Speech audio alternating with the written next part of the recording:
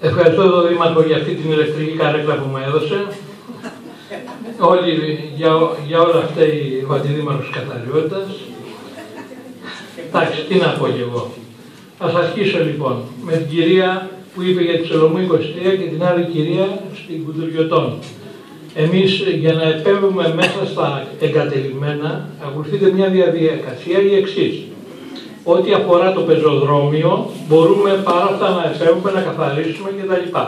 Όμως για να μπούμε μέσα χρειάζεται, εάν υπάρχει αυτή η κατάσταση που περιγράφουν, κάνουμε στην υγειονομική υπηρεσία της περιφέρειας έγγραφο, αυτή κάνει αυτοψία και εν συνεχεία επεμβαίνει ο εισαγγελέας υπηρεσίας και μας δίνει το OK να μπούμε μέσα. Καταλαβαίνετε τι σημαίνει αυτό. Γιατί μπορούμε να βρεθούμε από τη μια στιγμή στην άλλη στη φυλακή.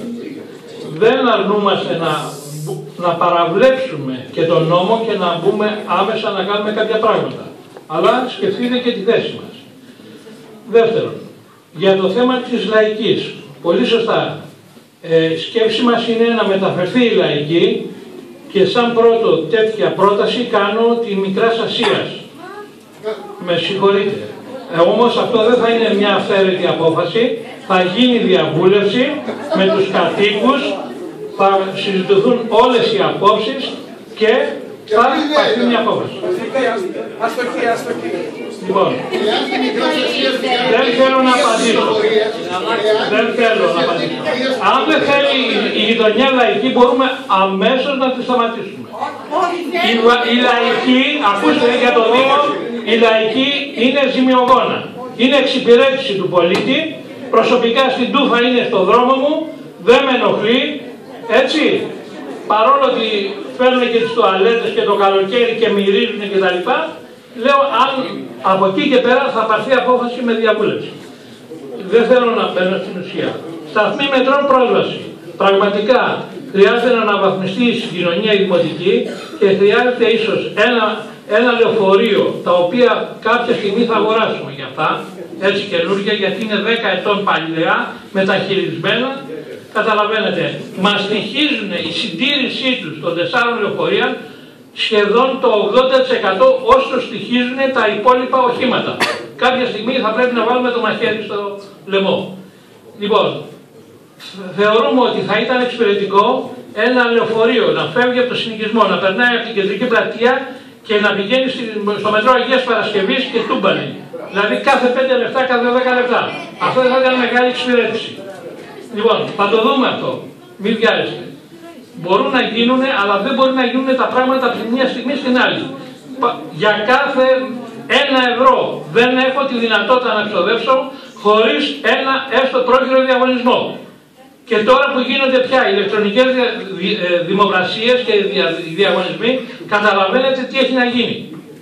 Η πρόθεση της κεντρικής κυβέρνησης είναι να μας αποξενώσει τους Δήμους και τη διαχείρισή τους και να μπουν οι ιδιώτες. Όταν θα μπουν οι ιδιώτες, τότε θα δούμε τι θα γίνει. Λοιπόν, όταν είμαστε έξω από το Δήμο, και εγώ σαν πολίτης έλεγα αυτή είναι αργόσπελη αυτά. Όταν είσαι μέσα με αυτές τις συνθήκες, το 30% των ανθρώπων της καθαριότητας και του πράσινου είναι αμαία. Καταλαβαίνετε, έχουμε 17 άτομα στο πράσινο. Τα 5 είναι αμαία. Με αυτούς πρέπει να δουλέψουμε. Δηλαδή 3 συνεργεία από 4 άτομα κλαβεύουν αυτή τη στιγμή όλο το χαλάνδρι, τα αποτελέσματα είναι εμφανή, πιάσαμε τα σχολεία, πιάσαμε τα πάρκα, έρχονται και συγχαρητήρια, τα συγχαρητήρια δεν ανήκουν σε μένα, ανήκουν στους ανθρώπους αυτούς που μοχθούν, έτσι, γι' αυτό πληρώνονται σύμφωνοι, κάνουν επάξια τη δουλειά τους. Λοιπόν, δεν προλαβαίνουμε τον καιρό. Πέφτουν τα δέντρα, έχουμε παραδείγματα και είναι άλλη ηλεκτρική καρέκλα να βρεθώ από τη μια στην άλλη στη φυλακή. Χωρίς και να φταίω. Έπρεπε να προβλέψω ότι οι ευκάλυπτοι που είναι 40 χρόνια ακλάδευτοι και έχουν φτάσει στα 40 μέτρα, κάποια στιγμή θα σπάσουν.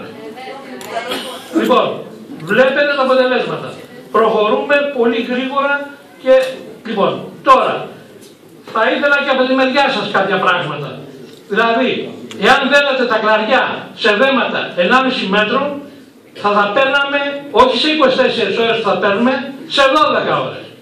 Έχουμε 9 δρομολόγια την ημέρα και βγάζουν 120 κυβικά κλαριά, όσα και τα απορρίμματα. Τι φταίμε εμείς τώρα που πριν από 15 χρόνια το Χαλάνδρη είχε ένα καταπληκτικό σύστημα αποκομιδής, μπορούσαν 6 οδηγοί και άλλοι τόσοι βοηθοί να βγάζουν 120 τόνους την ημέρα. Κάποια στιγμή κάποιος δήμαρχος, δεν με ενδιαφέρει, το λέω, ο κύριος Ζαφυρόπουλος τα τερμάτισε και αγόρασε απορριμματοφόρα. Αυτά γίνανε το 2002. Λοιπόν, σκεφτείτε, ο στόλος είναι γυρασμένος. Δεν υπάρχει ένα απορριμματοφόρο. Έχουμε βάλει στο πρόγραμμα 3 καινούργια, έχουμε βάλει κινητό σταθμό μεταφόρτωσης, ένα πρόγραμμα μαμούθ που δεν ξέρουμε αν θα το καταφέρουμε να το υλοποιήσουμε με τέτοιες διαδικασίες. Παρ' όλα αυτά, εγώ είμαι άμυστος αντιδήμαρχος, κάθε μέρα στις 7.30 ώρα είμαι εκεί, ως τις 2.30 ώρα, έτσι. Μετά έχουμε σύσκεψη στο Δημαρχείο και μετά έχουμε και το καιρό. Όταν ο καιρός γίνεται και γίνεται πλημμύρες, εδώ είμαι εγώ, μας έχει δει η κυρία, έτσι. Πηγαίνουμε στην αναπαύσεως που είναι βουλωμένα τα φρεάτια. Για τα φρεάτια. Έχουμε 4.500 φρεάτια. Η πρότασή μας είναι να αγοράσουμε ένα αποφρακτικό μηχάνημα εμείς. Δεν περιμένουμε την ΕΙΔΑ. Το καταλαβαίνετε, δεν θα σας αφήσουμε τίποτα που να μην μπορούμε να το κάνουμε. Έστω και με 20 ανθρώπους και σε διαφορετικές βάρδιες μπορούμε να πολεμήσουμε. Κάδους. 800 κάδοι καινούργοι θα μπουν, στο πρόγραμμα έχουν μπει 800 κάδοι των 1.100 λίτρων. Θα μπουν κατά προτεραιότητα στο κάτω Χαλάνδρη κατά πάσα πιθανότητα, έτσι, και εν συνεχεία στις άλλες γειτονιές. Κάθε χρόνο θα βάλουμε 1.000 κάδους τουλάχιστον. Δεν μπορούν να αγοραστούν μόνο μιας 4.000 κάδοι, παρόλο που θα θέλαμε. Λοιπόν, κάδοι. Υπάρχει άνθρωπος που συνεργεί στο επάνω, που επισκευάζουμε τους κάδους. Ξέρουμε τι γίνεται, ξέρουμε ότι είναι ξεχαρβαλωμένοι. Λοιπόν, και τους καίνε. Παρ' όλα αυτά, την πρώτη εβδομάδα κάψανε 40 κάδους όταν έγινε στο Ρωμά αυτό το πράγμα. Καταλαβαίνετε. Να τους καίνε μπροστά σου τη στιγμή που εσύ αφιερώνεσαι και να τους επισκευάζεις. Κάνουνε βόλτες οι κάδοι, κύριε. Λοιπόν, εκεί ας τους αφήνουμε λοιπόν. Κανείς δεν θέλει το κάδο σπίτι του. Λοιπόν, κανείς δεν θέλει τον κάδο σπίτι του. Δώσαμε μάχη στο κάτω Χαλάνδρη 5 άνθρωποι να μπουν οι κάδοι στις αποδμήσεις. Δώσαμε μάχη στην οδό Επιδαύρου να μπει ο κάδος εκεί που έπρεπε. Λοιπόν, βλέπετε ότι δεν καθόμαστε. Δεν φοβόμαστε. Είμαστε έτοιμοι για την κριτική σας. Προσπαθούμε φιλότιμα να ανταποκριθούμε. Δώστε μας λίγο καιρό. Καταλαβαίνουμε που έχουν συσσωρευτεί τα προβλήματα όλα αυτά τα χρόνια. Από εκεί και πέρα τι να πω.